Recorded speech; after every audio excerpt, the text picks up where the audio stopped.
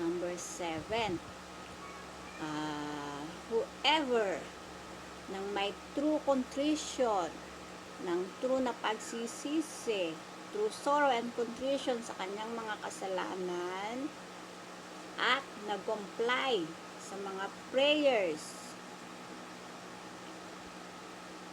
para dito sa devotion na ito, I will save him from the power of the demon at sa mga temptation. Ayun, yun po ang importante.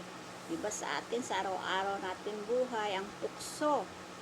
Ang tukso ay nariyan palagi. Dahil tayo marupok, hindi natin minsan kahit ayaw natin, nandiyan natutukso tayo. Ngayon, ito, binibigyan tayo ng ating Panginoon ng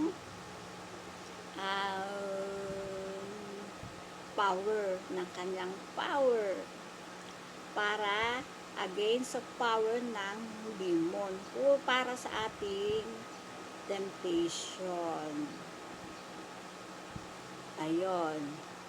At papatawarin ang kanyang mga kasalanan mula nung siya ay isilang hanggang sa kanyang death.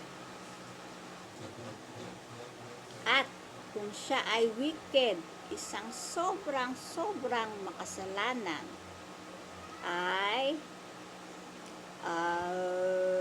he will become good and continually ay isisave niya ang kanyang soul from the fires of hell. Ayun.